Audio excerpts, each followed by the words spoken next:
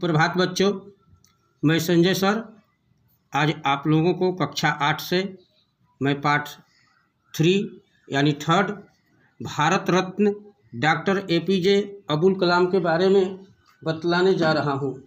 तो आइए बच्चों चलते हैं। आज हम भारत रत्न डॉक्टर APJ अबुल कलाम की जीवनी के बारे में जानते हैं। 21वीं सदी में जवान होती पीढ़ी के सामने डॉक्टर अब्दुल कलाम एक प्रेरक प्रकाश पुंज के रूप में सामने आए।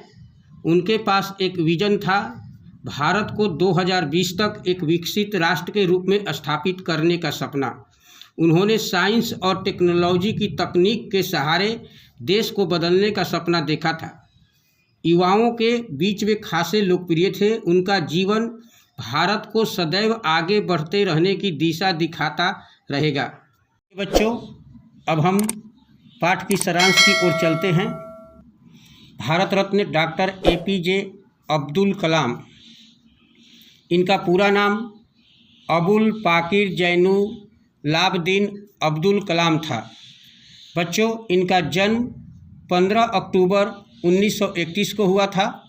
मृत्यु 27 जुलाई 2015। तो बच्चों आइए हम इस पाठ का सारांश जानते हैं क्या है। यूँ तो इस पाठ में भारत के पूर्व राष्ट्रपति डॉक्टर APJ अब्दुल कलाम के जीवन एवं कार्यों के बारे में बताया गया है। 7 भाई बहनों में सबसे छोटे अबुल पाकिर जैनुलाब्दीन अब्दुल कलाम के माता पिता ने कभी सपने में भी नहीं सोचा था कि रामेश्वर, जो कि तमिलनाडु राज्य में पड़ता है, जैसे छोटे कस्बे में पैदा होने वाला यह लड़का सिर्फ भारत ही नहीं बल्कि पूरी दुनिया को अपनी प्रतिभा यानी कि अपनी बुद्धि से चौंका देगा। डॉक्टर अब्दुल कलाम ने सन 2002 से लेकर 2007 तक भारत गणराज्य के सर्वोच्च पद अर्थात राष्ट्रपति पद को सुशोभित किया।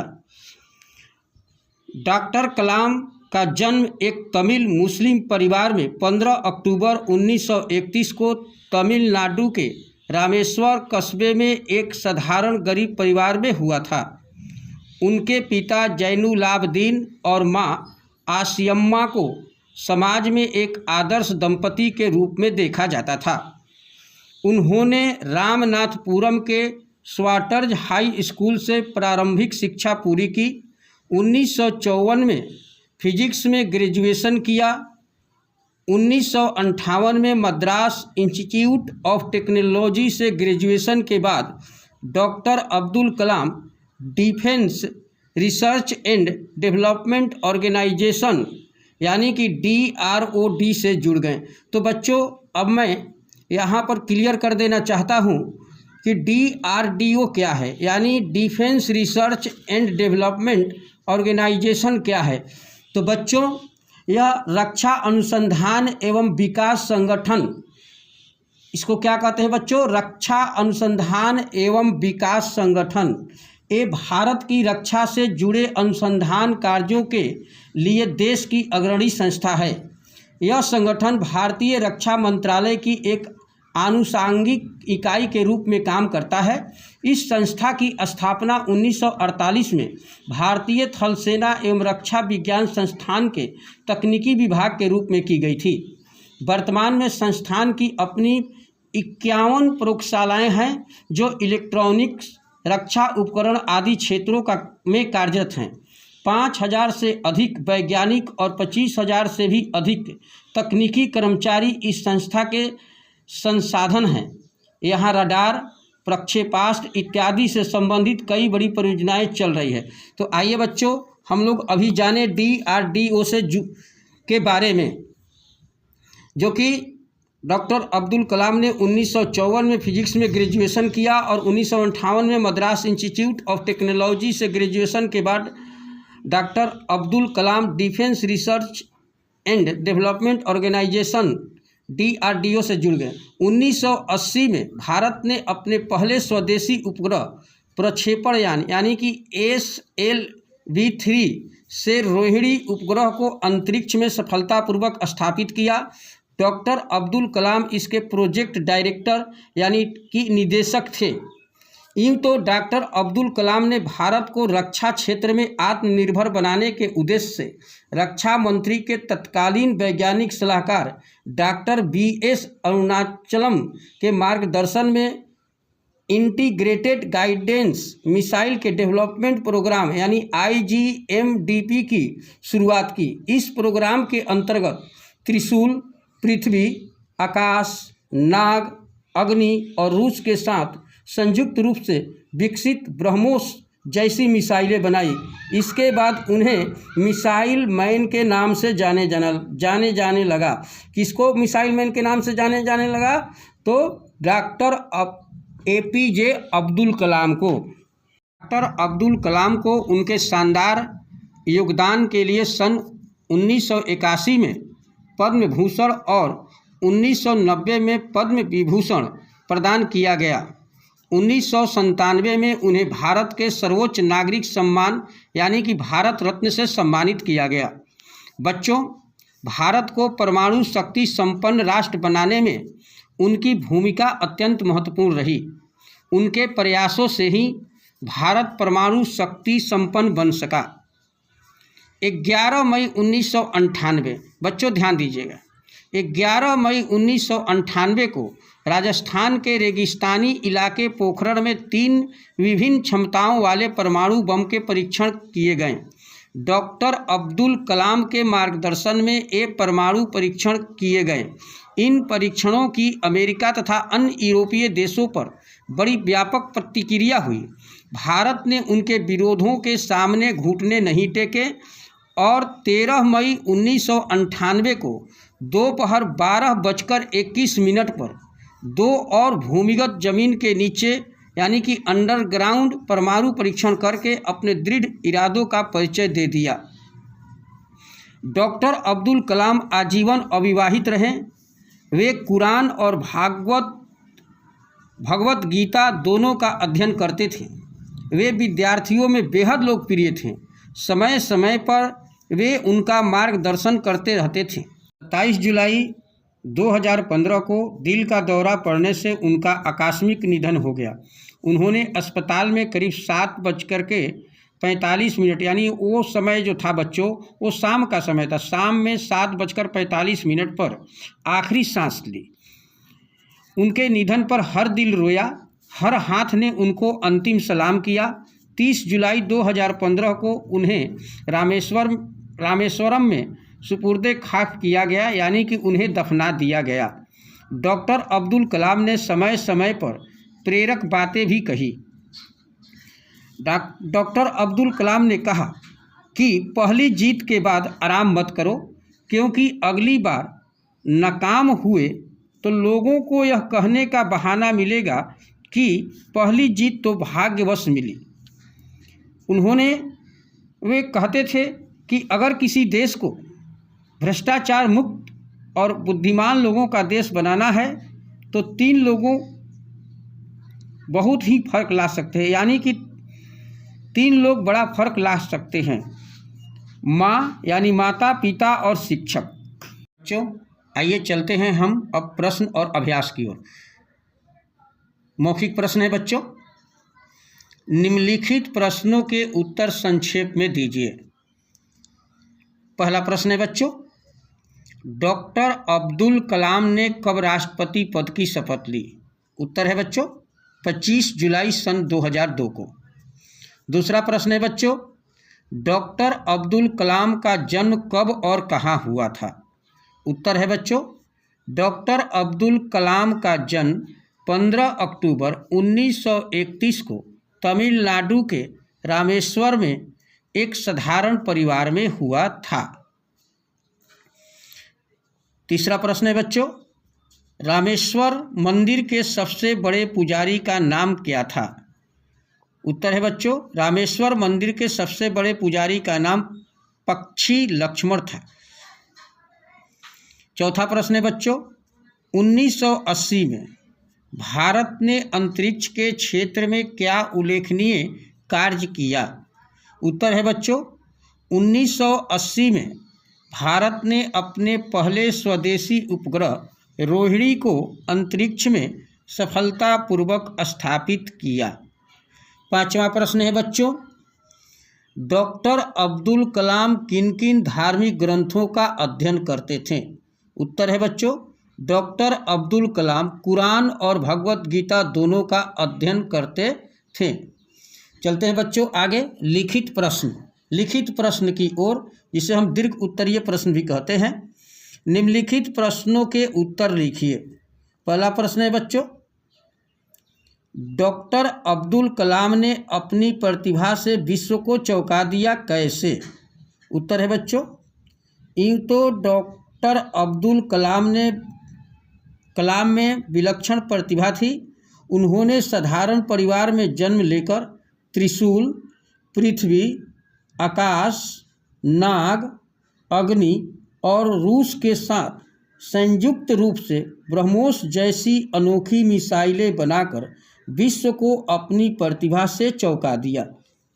प्रश्न संख्या 2 है बच्चों, डॉक्टर अब्दुल कलाम के बचपन के बारे में पाठ के आधार पर बताइए। उत्तर है बच्चों डॉक्टर कलाम का बचपन गरीबी में बीता।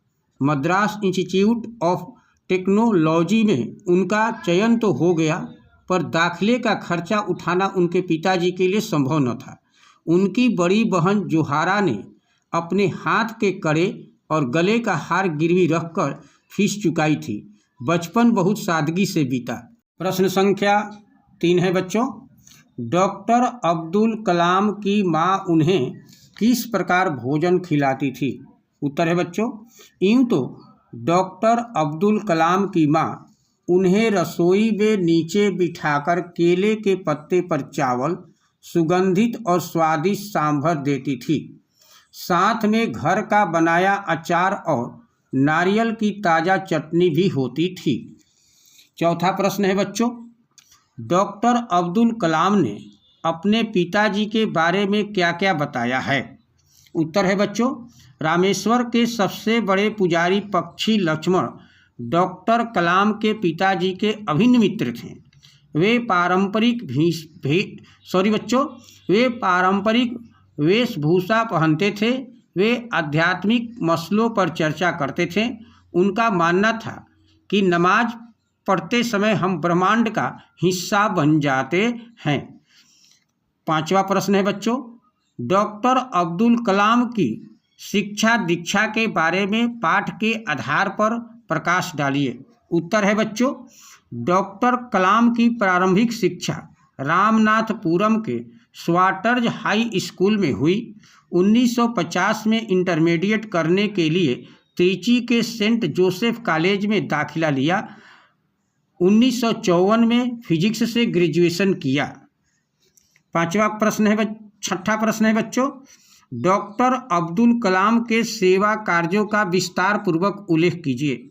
उत्तर है बच्चों डॉक्टर कलाम विद्यार्थियों में बहुत लोकप्रिय थे। समय समय पर उनका मार्गदर्शन करते थे। उन्होंने समाज के लिए कल्याणकारी नीतियां बनाई। सातवां प्रश्न है बच्चों, डॉक्टर अब्दुल कलाम को मिसाइल मैन क्यों कहा जाता है?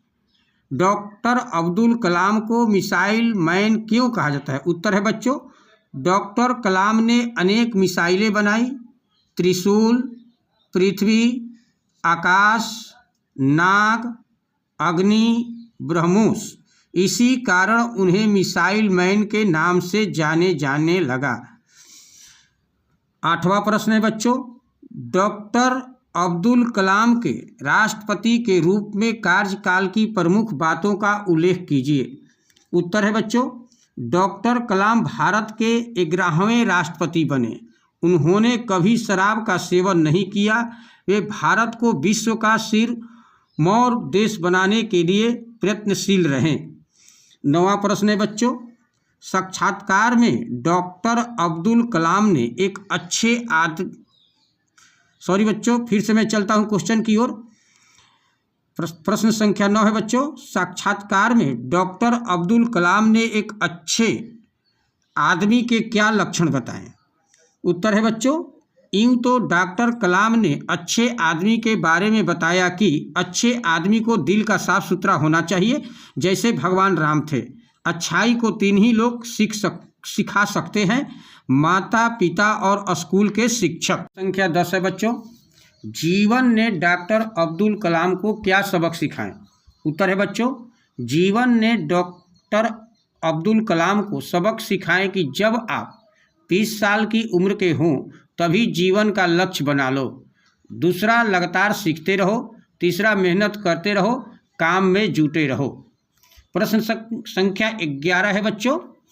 डॉक्टर अब्दुल कलाम ने अनेक अवसरों पर प्रेरक बातें कही, उनमें से किन्हीं 2 कथनों का उल्लेख करो।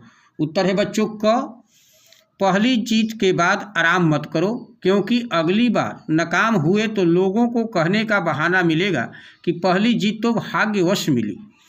ख है बच्चों, इंसान के जीवन में मुश्किलों की ज़रूरत होती है, क्योंकि कामयाबी का आनंद लेने के लिए वे जरूरी है। क्वेश्चन नंबर 12 है बच्चों। डॉक्टर अब्दुल कलाम के निधन पर प्रधानमंत्री नरेंद्र मोदी ने उनको श्रद्धांजलि देते हुए क्या कहा?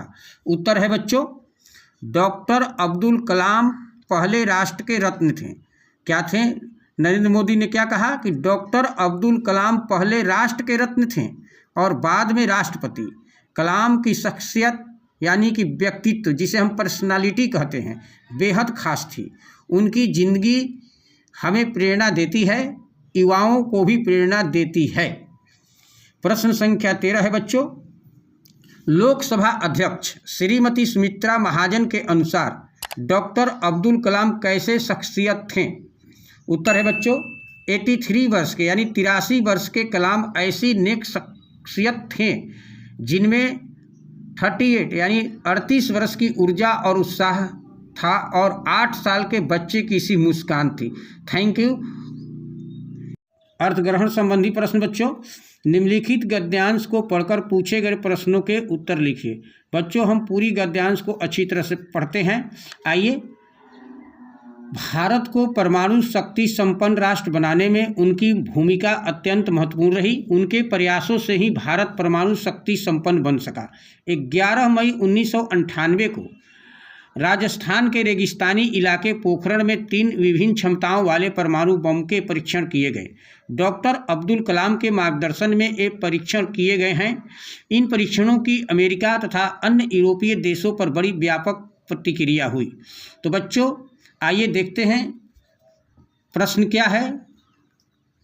प्रश्न है पहला, भारत को परमाणु शक्ति संपन्न राष्ट्र बनाने में किसकी भूमिका महत्वपूर्ण रही?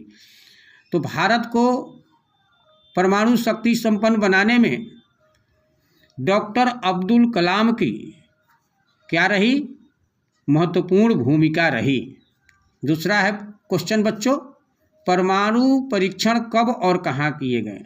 परमाणु परीक्षण बच्चों राजस्थान के रेगिस्तानी इलाके पोखरण में किए गए 11 मई 1998 को। तीसरा है बच्चों, इन परीक्षणों का अन्य देशों पर क्या प्रभाव पड़ा?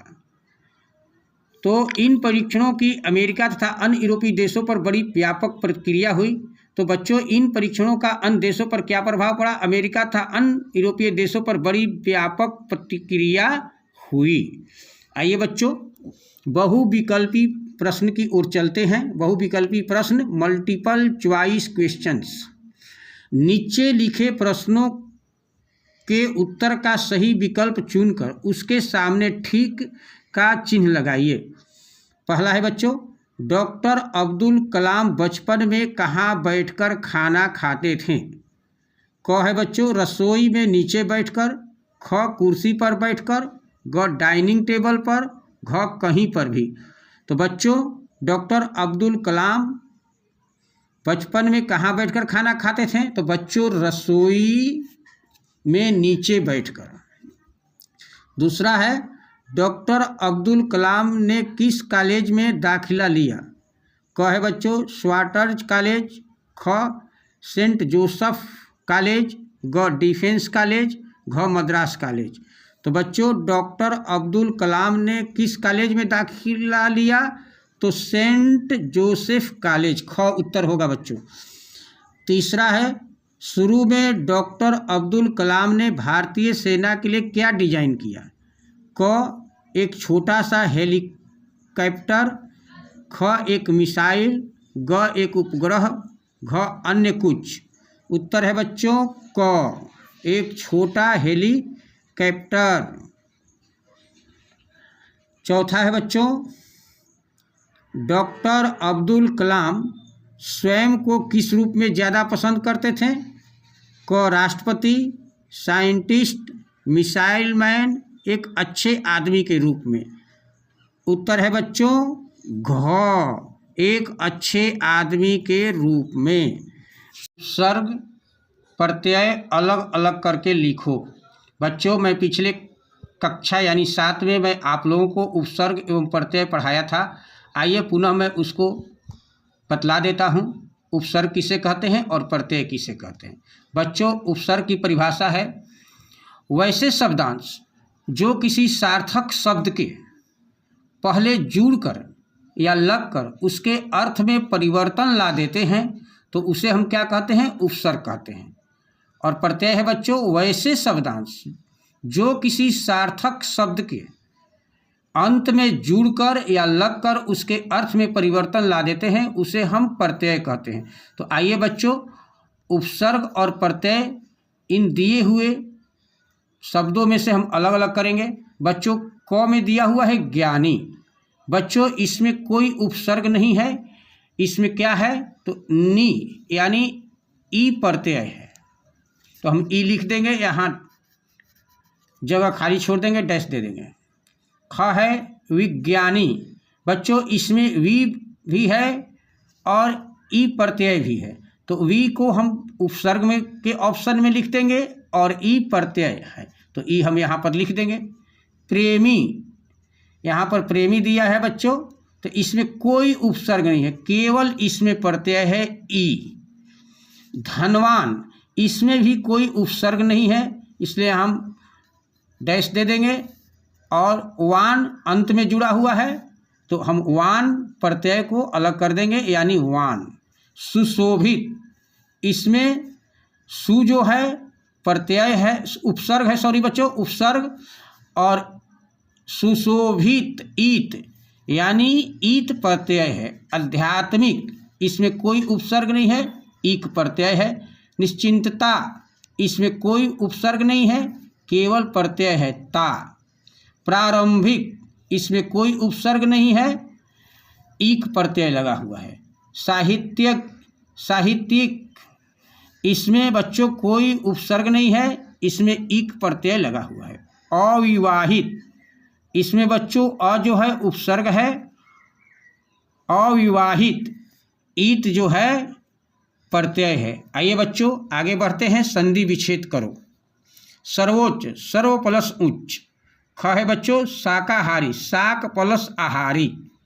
ग है बच्चों परमाणु, परम प्लस अणु। घ है बच्चों महोत्सव, महा प्लस उत्सव। नए शब्द बनाओ। यहाँ पर शब्द दिए हुए हैं बच्चों, आपको उदाहरण के तौर पर भी दिखलाया गया है। प्रतिभा यानी प्रतिभावान, प्रतिभाशाली। आइए बच्चों ख ऊंच है तो सर्वोच्च और उच्चतम। ग है निर्भर, निर्भरता, आत्मनिर्भर।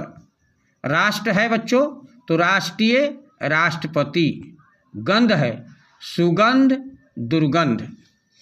विशेषण विशेष से छांटकर सामने लिखो। बच्चों मैं यहाँ पर गोलाकार से कर दिया हूँ जो कि विशेष बतलाएगा, जहाँ मैं अंडरलाइन दिया हूँ ए जो है विशेषण बतलाएगा। तो आइए बच्चों चलते हैं वाक्य की ओर। क है मैं कई बच्चों में एक था, इसमें कई जो है विशेषण है और बच्चों जो है विशेष्य है। ख है बच्चों छोटी कद काठी का बच्चा था। छोटी क्या है तो विशेषण है, कद काठी विशेष्य है। ग 7 भाई बहनों में सबसे छोटे थे, तो इसमें 7 और सबसे छोटे ए जो है विशेषण है और भाई बहनों क्या है, विशेष्य है। घ है जब कोई समस्या आ जाए। कोई क्या है बच्चों, विशेषण, और समस्या क्या है, विशेष्य है। विलोम शब्द है बच्चों, विलोम शब्द लिखो। पाप पुण्य, साधारण असाधारण। ग है बच्चों सुंदर असुंदर। घ धर्म अधर्म। सुगंध दुर्गंध। च है बच्चों सम्मान अपमान। छ है बच्चों उदाहरण के अनुसार वाक्य बदलिए। आप उदाहरण को देख लीजिएगा, मैं आगे चलता हूँ। क है बच्चों अध्यापक ने पाठ पढ़ने को कहा परंतु तुरंत पढ़ने को तैयार हो गए। अध्यापक ने पाठ पढ़ने को कहा, छात्र तुरंत पढ़ने को तैयार हो गए। हम कैसे लिखेंगे बच्चों, अध्यापक के कहते ही छात्र तुरंत पढ़ने को तैयार हो गए। ख है पिताजी ने काम पर जाने को कहा, बेटा तुरंत तैयार हो गया। कैसे लिखेंगे हम बच्चों, पिताजी के कहते ही बेटा तुरंत काम पर जाने को तैयार हो गया। इस तरह से बच्चों आप लोगों का ये पाठ थर्ड एक डॉक्टर कलाम जी का ख़त्म हुआ। बच्चों सबसे पहली चीज़ है कि आप इस पाठ को अच्छे तरीके से इसको 2-4 बार आप पढ़ लीजिएगा ताकि आपको सारी चीज़ें समझ में आ जाएगी। इसमें जो बच्चों कठिन शब्द दिया हुआ है शब्द भंडार, इसको आप अपनी कार्य पुस्तिका पर लिख लीजिएगा। और मैं जितने भी प्रश्न और अभ्यास है मैं अपने PDF में यहाँ अपने वीडियो में डाउनलोड कर दे रहा हूँ। आप इसको अपनी कार्य पुस्तिका पर लिख करके और प्रतिदिन इसे याद करते रहिएगा। तो बच्चों अगले पाठ में हम पुनः मिलेंगे।